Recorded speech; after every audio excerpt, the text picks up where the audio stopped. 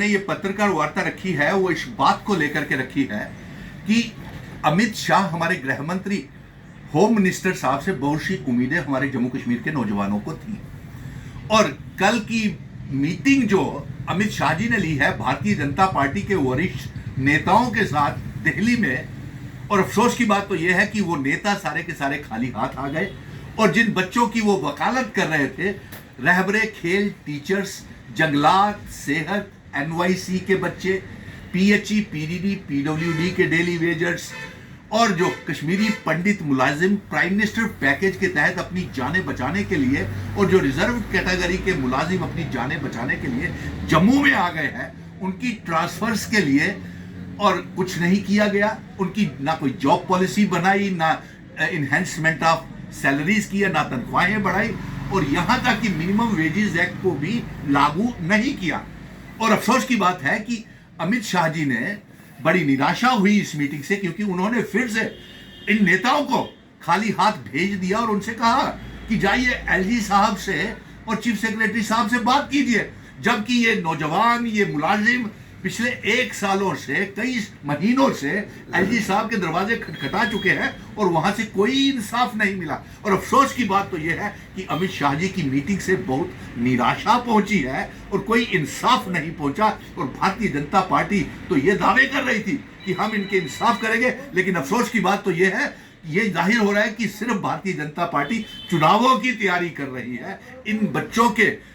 मजबूरियों के ऊपर, मुसीबतों के ऊपर राजनीति कर रही है और इनको कोई इंसाफ नहीं दे रही है। आज की पत्रकार वार्ता हमने इसी सिलसिले में रखी है। और दूसरा पहलू आज की पत्रकार वार्ता का यह है कि हमारे बहुत से जो टारगेट किलिंग्स पुंछ राजौरी में हो रही है, प्रिंस भी डांगरी में मारा गया, 2 बच्चे मासूम मारे गए और वहां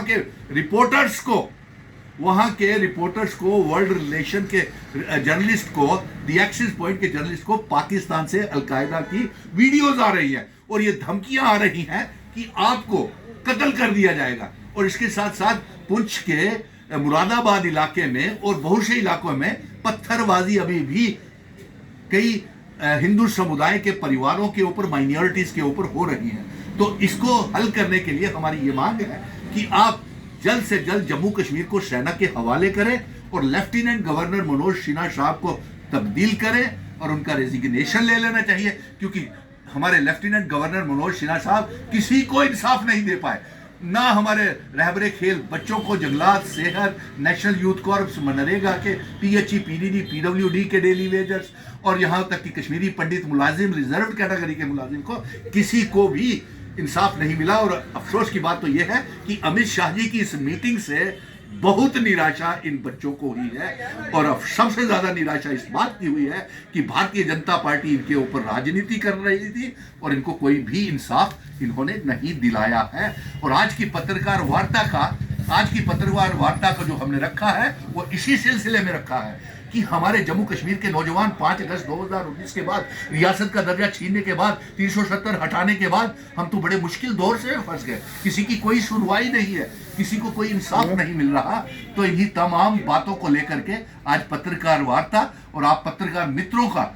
ये हमारा एक निवेदन है कि आप इन बच्चों के पास जाएं और इन भारतीय जनता पार्टी के नेताओं से पूछें